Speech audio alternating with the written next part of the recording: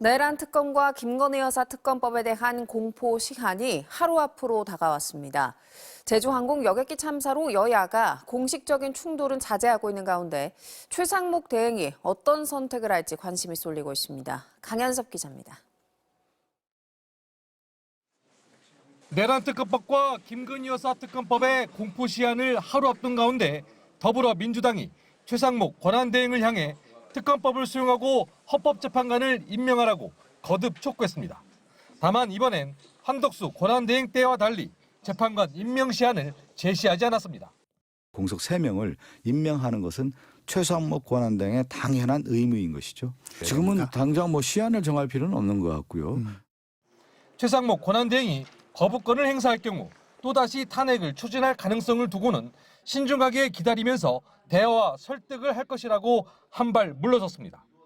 줄탄핵으로 인한 여론 부담과 제주항공 여객기 참사를 고려해 압박 수위를 조절한 걸로 보입니다. 반대로 국민의힘은 최상목 권한대행이 헌법재판관 임명도 특검법도 모두 거부해야 한다는 입장입니다. 국민의힘은 최 권한대행에게 거부권 행사를 건의하겠다는 방침인데 추후 제3자 특검법에 대한 합의 가능성은 열어뒀습니다. 야당과 위헌적인 조항을 삭제하는 방법을 해서 충분히 이거는 협상을 할 용의가 있다는 말씀을 드립니다. 국가 비상사태 속에서 주요 장관의 공백이 대단히 안타깝다며 야당의 탄핵 공세를 에둘러 저격하기도 했습니다.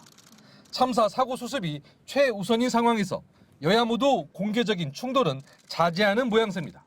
최 권한대행 주재로 오늘 오후 국무회의가 열리는 가운데 정부 관계자는 두 특검법에 대한 상정과 공포 여부를 국무회의 직전까지 숙고할 것이라고 밝혔습니다. 회의 결과에 따라 향후 정국이 또다시 급변할 것으로 보입니다. MBC 뉴스 강현서입니다.